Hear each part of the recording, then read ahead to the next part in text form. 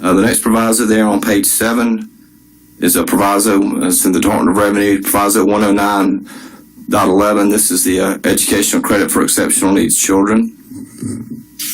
And we discussed the amendments on that yesterday, where we struck out the DSS part and added the military and basically changed the word fund to public charity at the recommendations of DOR, and also changed the application process to allow schools that were, if you were an eligible school last fiscal year, you have until December to make your application, and you're still eligible in the current fiscal year.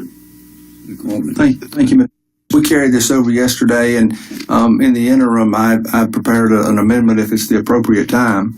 It's a fantastic program that's really been working well to help our children with special needs. And the amendment simply increases the credits from 10 to 12 million, or increases it $2 million. And I would ask that the committee adopt the amendment, sir. Look at passing out the amendment. Let us look at it. I don't know about the 10, 12. We'll have to see about that. We might want to adopt this form of funding and see how much we could do there.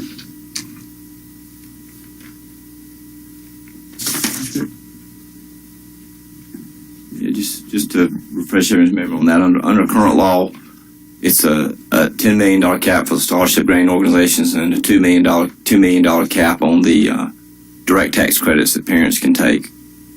So we were upping the scholarships credits, correct? So this would be currently it's 10. Mr. Chairman, let's do. Mr. Chairman. Mr. Chairman. Right. Yes, sir. Mr. Chairman. Yes, sir. Thank you, Mr. Chairman. Would this still be, if we moved it to 12, would it still be on the conform to funding? Well, that's what I'm suggesting. We're not sure what the funding will be. Mr. Chairman.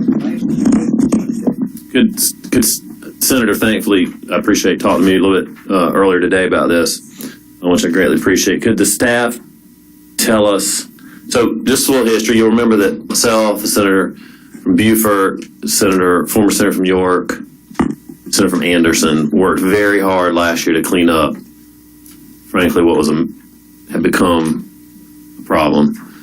And I think I'm happy to report that a lot of those irregularities that existed, to my knowledge, have been cleaned up in the program, which I think is a really great thing. Also, would give some credit to the former director of Department of Revenue, who also really worked hard to regularize the program. The senator from Beaufort has been a fierce advocate of this program, and I would like to ask staff, because I just really don't recall. I know the senator from Beaufort has been successful in the past in increasing funding pretty dramatically.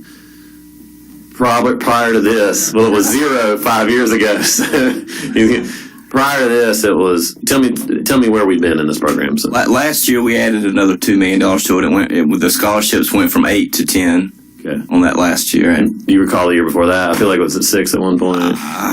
Memory serves me. It started as 8. It was 8 when we started it, and then we amended it to 2 years ago to where we added some the direct tax credits that parents could take. That was $4 million, and so last year we switched that and raised the $8 million on scholarships to $10 million, and the direct tax credits went down, or it changed that to $2 million.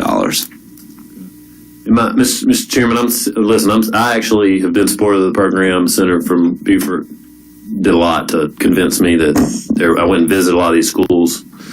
There's some good. I also know that growing a program this quickly in these amounts of money raises some red flags, so I'm a little bit hesitant. There are other programs as well that are doing great things that I would like to see fully funded that aren't. So I'm really ambivalent about it, to be honest with you. And maybe the best approach is to do a conform to funding approach. If there is money, fine. If there's not, but I wouldn't want. Let me just put it this way: at this point, I wouldn't be willing to take $2 million from some things that we know need to be funded when we're underfunding EFA and other things. But if we can find $2 million that's not being used appropriately. Well, Mr. Chairman, I'm new to this committee, so but I'm digging into it, and I think I can give you some examples of a lot of places we could shift some money around just from what little I peered into it. And if correct me if I'm wrong, if I'm understanding what it means to say conform to funding, I think that means that we may or may not get it. So my motion would be to let's please adopt it as it is and try to get it. You're right. That would mean what's on the spreadsheet when we finalize it. We got a lot of work to do on the spreadsheet. We'll have lots of cutting to do on that spreadsheet. And I think we need to look at our entire picture before we start pinning down this early. Senator Martin. Thank you, Mr. Chairman. We're talking about this proviso dealing with kids with disabilities. On the conform to funding, it's 10 now. He's proposing to go to 12. Would the conform to funding still maintain the 10? And if there's 2 available to go to 12, or would that possibly wipe out? Should that possibly wipe out some of the 10? 10 is recurring funding, so it would be there. So the 10 is there. Right. If we adopt his amendment, conform to funding, that means he's got the potential of $2 million to be there to help those disabled children. Right. So you could go to 14. You're trying to go from 10 to 12, and 2, you want to add some to that too, don't you? Yes, sir. How much you want to add to that too? Oh no, I just want a total of 2 added to the scholarship side. Yes, sir. So, but no, I had your same concern, Senator Farr, and if this fails, we wouldn't lose anything.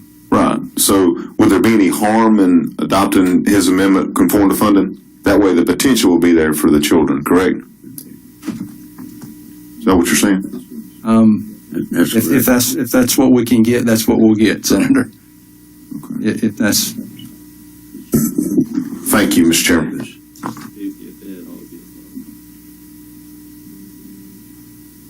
Davis. Just to make an observation in regard to EFA or other education, I mean, this is educating children with disabilities in a context that in many respects public schools either don't want or aren't able to meet those needs. I mean, it gives the parents better options at a lower cost to the state. So it's not stealing from EFA, it's actually educating kids better at a lower cost to the state is the way that I think it's appropriate to look at this. Mr. Chairman, I just want to remark that I love having a debate with the senator from Greenville and the senator from Beaufort, where they are wanting to increase funding for a program, and A program. I'm conservative, and I'm on the conservative side of it. I just enjoying it is all I can say. Mr. Chairman, I know, and when this program initially began, I definitely supported the program. I was probably one of the first on the other side of the aisle to do that. And I know we've had some problems, and we've had to make some adjustment that somebody else is making sure the program is doing what it's supposed to do. Since last year, the change is how much of the actual funding have we're actually spent on the program? Have we maxed out, or do we have a little bit more time?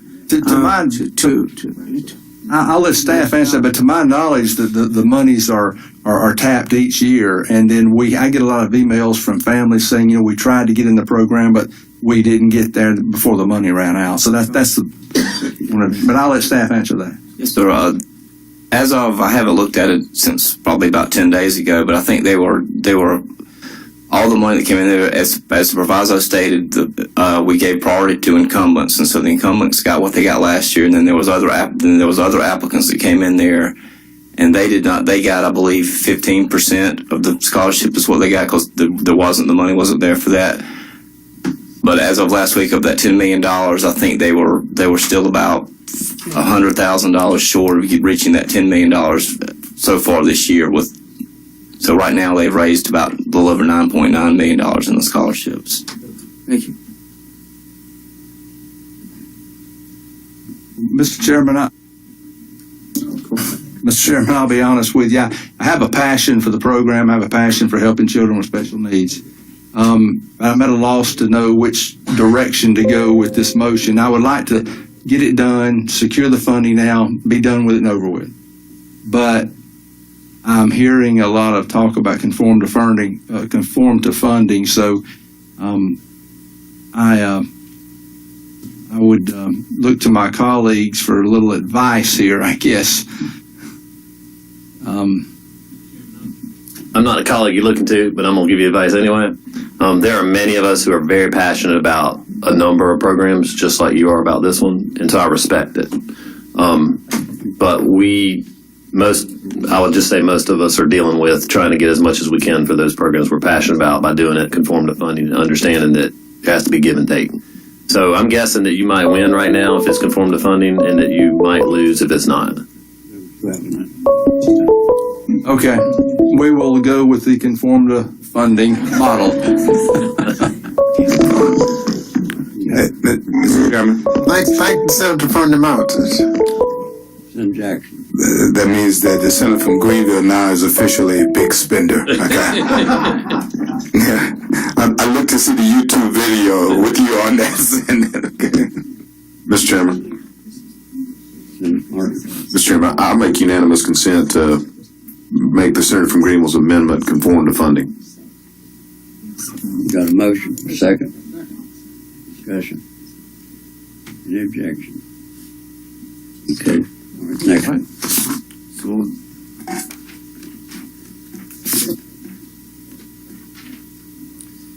All right, the next proviso, if you'll turn